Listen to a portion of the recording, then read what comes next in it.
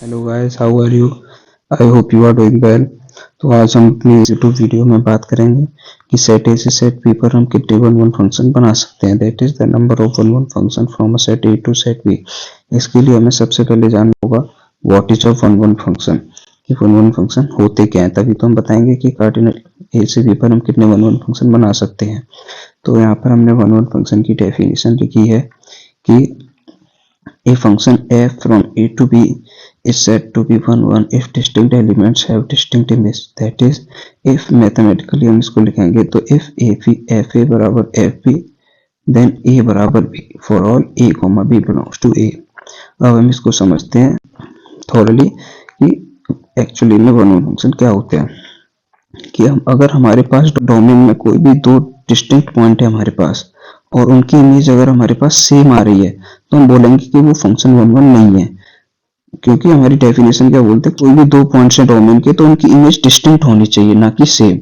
तो अगर हमारे पास कोई भी दो पॉइंट्स डिस्टिंक्ट हैं तो उनकी इमेज हमारे पास डिस्टिंक्ट होनी चाहिए, तभी हम उसको बोलेंगे वन वन फंक्शन। यहाँ पे हमने एक एग्जांपल लिया है एफ एक्स बराबर एक्स स्क्वायर अपॉन टू। अब हम इसको चेक करेंगे कि ये फंक्शन हमारा वन वन है या नहीं है। इसके लिए हमने इसके दो पॉइंट्स लिए हैं -3 और +3। हम देखते हैं कि -3 +3 पर इनकी वैल्यू सेम आ रही है। इसका मतलब कि दो डिस्टिंक्ट पॉइंट्स पर वैल्यू सेम आ रही है, तो हम इसको बोलेंगे कि हमारा फंक्शन वन वन नहीं है।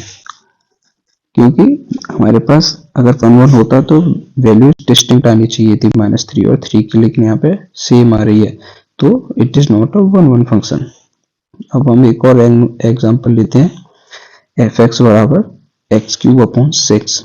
यहाँ पे हम देखते हैं कि जो हमारा ग्राफ है रेड कलर वाला, वो किसी भी वैल्यू को रिपीट नहीं कर रहा है। मतलब अगर हम कोई भी x के दो वैल्यूज लें तो उसके लिए हमें कोई भी पेयर के लिए हमें सेम वैल्यू नहीं मिल रही है। इसका मतलब क्या हुआ, सीधा सीधा कि हमारा ये फंक्शन है जो वो वन वन है। कोई भी वैल्यू y की रिपीट नहीं हो रही है, no output is repeating, so it is a one one function.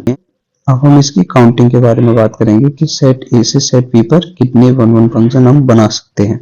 तो इसके लिए हमने दो सेट लिए हैं ए और बी। यहाँ पर ए की कार्डिनलिटी n है और b की कार्डिनलिटी m है। इसका मतलब a में n एलिमेंट्स हैं और b में m एलिमेंट्स हैं। तो यहाँ पर हमारे पास दो केसेस बनेंगे। केस वन में हमने क्या लिया है कि सेट ए में जो एलिमेंट्स हैं वो सेट बी से ज्यादा हैं। इस केस में हम चेक करते हैं एक एग्जांपल के द्वारा। लेट n बराबर 7 और m बराबर 5। तो यहाँ पर हम देखते हैं कि अगर हम रेंडमली a1 को b1 से, a2 को b2 से और ऐसे ही एक 5 को b5 से असाइन कर देते हैं तो हमारे पास डोमेन में a6 और a7 दो एलिमेंट बचते हैं। लेकिन चूंकि हमें फंक्शन बनाना है तो हमें ये a6 और a7 को असाइन करना पड़ेगा। तो हमारे पास a6 और a7 को हम कहीं भी असाइन कर सकते हैं, लेकिन हम जैसे ही a6 को कहीं भी असाइन करते हैं तो हमारा फिर फंक्शन वन वन नहीं रह जाता। इस केस में हमने a6 को a5 से असाइन किया है। तो यहाँ पर हम देखते हैं कि a5 और a6 की जो इमेजेस हैं वो सेम आ रही हैं, तो इसका मतलब ये फंक्शन हमारा वन वन नहीं हुआ। डोमेन में कोडोमेन से ज्यादा एलिमेंट होते हैं, दैट इज सेट ए में सेट बी से अगर ज्यादा एलिमेंट्स हैं तो हम इस केस में कोई भी वन वन फंक्शन नहीं बना सकते हैं। अब हम सेकंड केस लेते हैं।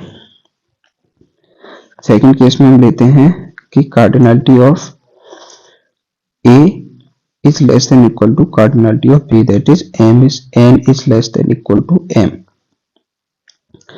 तो इस केस में हम क्या देखते हैं कि हमारे पास a1 के लिए कितनी चॉइसेस हैं। a1 को हम कहीं भी असाइन कर सकते हैं, b1 b2 b3 bm। तो हमारे पास a1 के लिए m चॉइसेस हैं। इसी प्रकार सपोज करते हैं हम a1 को b1 से असाइन कर देते हैं। अब हमारे पास a2 एलिमेंट बचा। a2 एलिमेंट के पास हमारे पास कितनी चॉइसेस हैं, अब m-1। ऐसे ही हम सपोज करते हैं a2 को हमने b2 से असाइन कर दिया, हमने an-1 को भी bn-1 से असाइन कर दिया। तो अब हमारे पास an-1 के लिए कितनी चॉइसेस बची। an-1 के लिए हमारे पास m-n+1 चॉइसेस बची।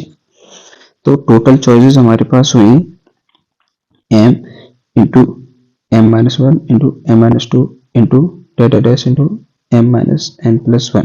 तो यही हमारा आंसर है कि सेट ए से सेट बी पर हमारे पास जो 1 1 फंक्शन होंगे वो यही उतने ही होंगे जितना हम अगर इसको मल्टीप्लाई करके हमारा जो आंसर आएगा। अब हम इसको थोड़ा और सिंप्लीफाई करेंगे थोड़ा अलजेब्रिक मैनिपुलेशन से। यहाँ हमने क्या किया, यहाँ हमने डिनोमिनेटर और न्यूमरेटर में एक फिक्स क्वांटिटी का मल्टीप्लाई कर दिया, m minus N into M minus N minus one into डेट इंटू 2 इंटू 1। इस क्वांटिटी का हमने ऊपर नीचे मल्टीप्लाई कर दिया, इसका मतलब m factorial upon m minus n factorial, और ये हमारा फॉर्मूला होता है MPn का। तो सिंपली इस केस में हमारे पास आ गया number of one function from a set A to set B is equals to MPn, where m is the cardinality of set B and n is the cardinality of set A। तो हमारा यही answer है। Thanks for watching our video. If you like the video, please like, share and subscribe.